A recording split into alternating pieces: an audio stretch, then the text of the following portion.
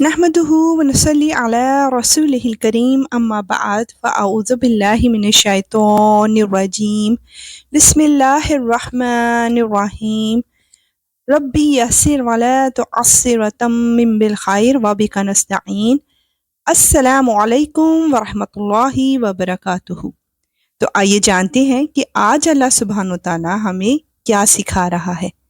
سورہ حج کی آیت 36 میں ہمیں بتایا جا رہا ہے کہ قربانی کے گوشت میں کن لوگوں کا حصہ ہوتا ہے، اور قربانی کے اونٹ اور گائیں کو ہم نے تمہارے لیے اللہ کے شعائر میں شامل کیا ہے، تمہارے لیے ان میں بھلائی ہے، چنانچہ جب وہ ایک قطار میں کھڑے ہوں ان پر اللہ کا نام لو، پھر جب ذبح ہو کر ان کے پہلو زمین پر گر جائیں تو ان کے گوشت میں سے خود بھی کھاؤ اور ان محتاجوں کو بھی کھلاؤ جو صبر سے بیٹھے ہوں، اور ان کو بھی جو اپنی حاجت ظاہر کریں، اور ان جانوروں کو ہم نے اسی طرح تابع بنا دیا ہے تاکہ تم شکر گزار بنو۔ الحمدللہ۔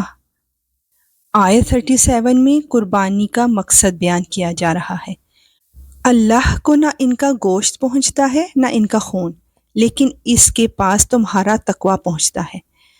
اس نے یہ جانور اسی طرح تمہارے تابع بنا دیے ہیں تاکہ تم اس بات پر اللہ کی تکبیر کرو کہ اس نے تمہیں ہدایت عطا فرمائی، اور جو لوگ خوش اسلوبی سے نیک عمل کرتے ہیں انہیں خوشخبری سنا دو۔ اللہ اکبر، سبحان اللہ۔ آیت 38 to 41 میں قتال فی سبیل اللہ کی اجازت اور اس کی حکمت بیان کی جا رہی ہے۔ بے شک اللہ ان لوگوں کا دفاع کرے گا جو ایمان لے آئے ہیں، یقین جانو کہ اللہ کسی دغا باز ناشکرے کو پسند نہیں کرتا۔ جن لوگوں سے جنگ کی جا رہی ہے انہیں اجازت دی جاتی ہے کہ وہ اپنے دفاع میں لڑیں، کیونکہ ان پر ظلم کیا گیا ہے، اور یقین رکھو کہ اللہ ان کو فتح دلانے پر پوری طرح قادر ہے۔ یہ وہ لوگ ہیں جنہیں صرف اتنی بات پر اپنے گھروں سے ناحق نکالا گیا ہے کہ انہوں نے یہ کہا تھا کہ ہمارا پروردگار اللہ ہے، اور اگر اللہ لوگوں کے ایک گروہ کے شر کو دوسرے کے ذریعے دفع نہ کرتا رہتا تو خانقاہیں اور کلیسا اور عبادت گاہیں اور مسجدیں جن پر اللہ کا کثرت سے ذکر کیا جاتا ہے سب مسمار کر دی جاتی، اور اللہ ضرور ان لوگوں کی مدد کرے گا جو اس کے دین کی مدد کریں گے۔ بلا شبہ اللہ بڑی قوت والا، بڑے اقتدار والا ہے۔ بے شک یا رب العالمین۔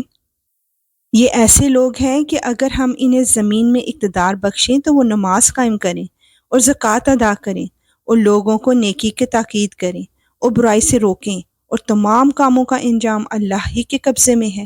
بے شک یا رب العالمین۔ یا رب العالمین تو ہمیں حق کا ساتھ دینے والوں میں شامل فرما۔ آیت 42 to 45 میں مسلمانوں کے لیے خوشخبری اور کافروں کے لیے دھمکی ہے۔ اور اے پیغمبر، اگر یہ لوگ تمہیں جھٹلاتے ہیں تو ان سے پہلے نوح علیہ السلام کی قوم اور عاد و سمود کی قومیں بھی اپنے اپنے پیغمبروں کو جھٹلا چکی ہیں، نیز ابراہیم علیہ السلام کی قوم اور لوط علیہ السلام کی قوم، اور مدین کے لوگ بھی، اور موسیٰ علیہ السلام کو بھی جھٹلایا گیا تھا، چنانچہ ان کافروں کو میں نے کچھ ڈھیل دی، پھر انہیں پکڑ میں لے لیا۔ اب دیکھ لو کہ میری پکڑ کیسی تھی۔ غرض کتنی بستیاں تھیں جن کو ہم نے اس وقت ہلاک کیا جب وہ ظلم کر رہی تھیں، چنانچہ وہ اپنی چھتوں کے بل گری پڑی ہیں، اور کتنے ہی کنویں جو اب بیکار ہوئے پڑے ہیں، اور کتنے پکے بنے ہوئے محل جو کھنڈر بن چکے ہیں۔